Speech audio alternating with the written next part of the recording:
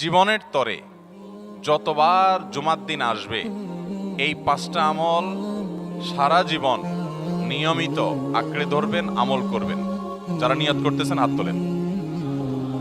আল্লাহ আমাদের সবাইকে আমল করার তৌফিক দান করুন।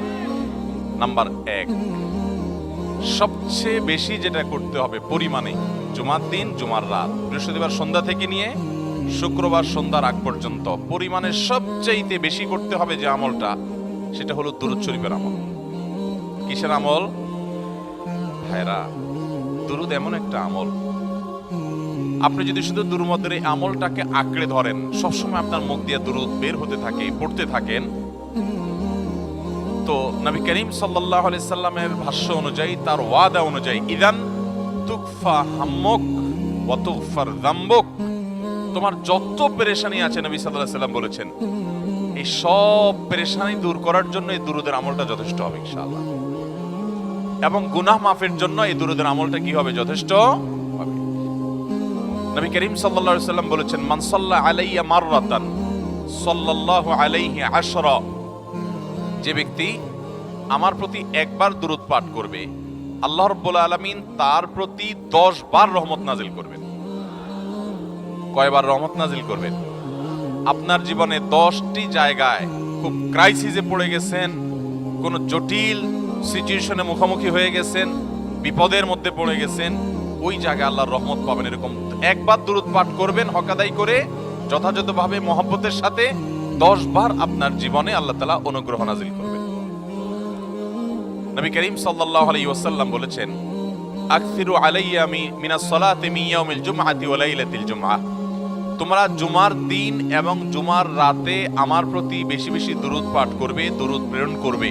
ফা ইন্না সালাতাকুম মা'রুদাতুন আলাই, কারণ তোমরা যে দুরূদ পাঠ করো এটা আমার কাছে পেশ করেন আল্লাহর ফেরেশতারা, এবং রীতিমতো নামধাম সহকারে আল্লাহর একদল ফেরেশতা নিয়োজিত আছে। তারা বলেন, আল্লাহ, হে আল্লাহ রাসূল, আপনার অমুক উম্মত, অমুক অনুসারী, আল্লাহর অমুক বান্দা পৃথিবীর অমুক প্রান্ত থেকে, অমুক দেশ থেকে, অমুকের সন্তান, সে আপনার প্রতি দুরূদ পেশ করেছে জুমার দিনে, জুমার রাতে বা অন্য সময়ে। এটা নবী করিম সাল্লাল্লাহু আলাইহি সাল্লামের কাছে রিপোর্ট দেওয়া হয় আল্লাহর নিযুক্ত ফেরেশতাদের মাধ্যমে। আপনি যখন দুরূদ পাঠ করবেন, আপনার ভিতরে এই ফিল হবে যে আমি দুরূদ পাঠ করছি আর আমার নবীর কাছে এটা উপস্থাপিত হচ্ছে আমার নাম ধাম, আমার রিপোর্ট সহকারে।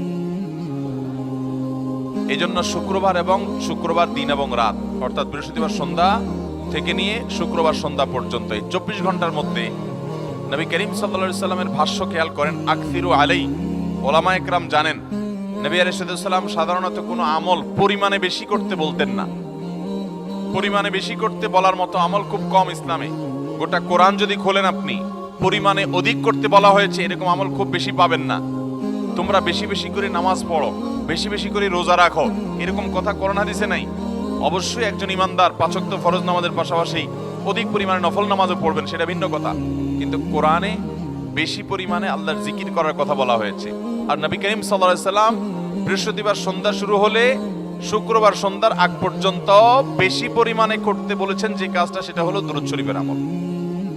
নাম্বার 2, জুমার দিন উপলক্ষে অন্য যে কোনো দিনের চাইতে জুমার দিন অর্থাৎ শুক্রবারের ফজর নামাজ পুরুষরা মসজিদে জামাতের সাথে পড়বেন, জামাতের সাথে পড়ার নিয়ত করবেন পাক্কা। কারণ অন্য যে কোনো দিনের ফজর নামাজ না, শুধুমাত্র যত নামাজ আছে, নবী করিম সাল্লাল্লাহু আলাইহি সাল্লাম বলেছেন, আফদালুস সালাওয়াতে ইনদাল্লাহ, আল্লাহর কাছে দুনিয়ার সব নামাজের মধ্যে 5 ওয়াক্ত সাধারণ নামাজগুলোর মধ্যে সবচেয়ে উত্তম নামাজ হলো সালাতুল ফজরে মাআল জামাআতে ইয়াউমাল জুমআ, জুমার দিন ফজরের নামাজ জামাতের সাথে আদায় করা হলো যত নামাজ আছে এর মধ্যে সবচেয়ে শ্রেষ্ঠ নামাজ। তাহলে জুমার দিনে এই বিষয়টা বিশেষভাবে খেয়াল রাখবো। জুমার দিন ফজর নামাজটা পুরুষরা কোথায় পড়বো, এবং সেটা বৃহস্পতিবার থেকে পরিকল্পনা শুরু করবো যে কালকের ফজর নামাজ যাতে কোনো অবস্থাতে আমার মিস না হয়। আমাদের আখিরাতের ব্যবসা এটা ভাই, আখিরাতের কারেন্সি সংগ্রহ করা। যত খুঁটে খুঁটে ভালো ভালো আমলগুলো করবেন, আপনার আমল নামাতে আমল সওয়াব জমা হতে থাকবে। চেষ্টা করবো তো ইনশাআল্লাহ। আচ্ছা, 3 নম্বর আমল হলো সূরা কাহাফ পড়বো। কোন সূরা পড়বো? সূরা কাহাফ। যারা কোরআন পড়তে পারেন না তারা শুনবেন, আর যারা পড়তে পারেন তারা নিজে পড়বেন।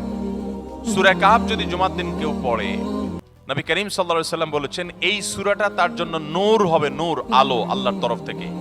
কিয়ামতের ময়দানে ভয়াবহ গুটগুটে অন্ধকার হবে। কিয়ামতের একটা ভয়াবহ শাস্তি হলো অন্ধকারের শাস্তি।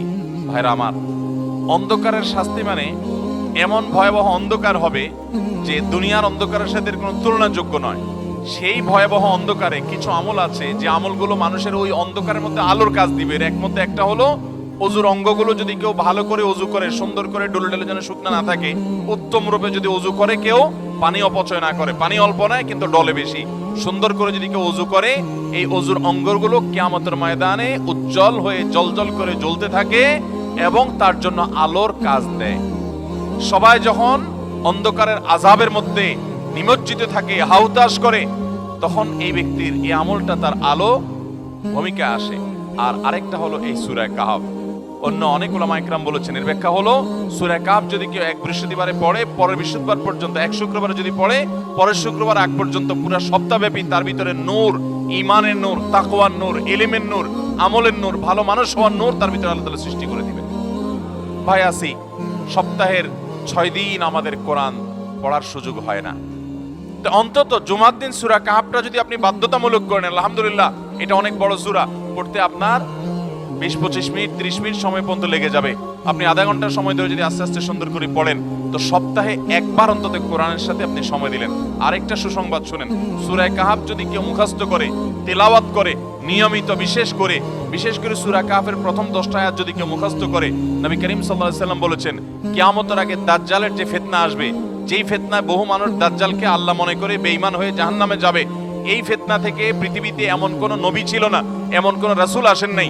এই মানব ইতিহাসের প্রথম মানুষ আদম আলাইহিস সালাম থেকে নিয়ে আমাদের মুহাম্মদ সাল্লাল্লাহু আলাইহি সাল্লাম পর্যন্ত এই লক্ষ লক্ষ যত নবী রাসূল এসেছে, সমস্ত নবী রাসূলরা একটা ব্যাপারে সাবধান করে গেছেন, দাজ্জাল আসবে, যে দাজ্জালের হাতে পাওয়ার থাকবে এত বেশি, অলৌকিকত্ব থাকবে এত বেশি, সে মরা মানুষকে জিন্দা করে ফেলবে, জিন্দা মানুষকে বলবে সে মরে যাবে, তার হাতেই সব কন্ট্রোলিং পাওয়ার থাকবে, দুনিয়ার সমস্ত রিজিক তার হাতে কক্ষিগত থাকবে, এমন পাওয়ার থাকবে তাকে দেখে মানুষ বলবে হ্যাঁ এই তো আল্লাহ, এই তো সবকিছু পারে, বেঈমান হয়ে যাবে। এই দাজ্জালের ফিতনায় তোমরা পড়বা না, বেঁচে থাকবা। বুদ্ধি দিয়া বিবেক দিয়ে মানুষ বাঁচতে পারবে না। দাজ্জালের ফিতনা থেকে বাঁচার জন্য সকল নবী রাসূলরা এর জন্য সাবধান করেছেন।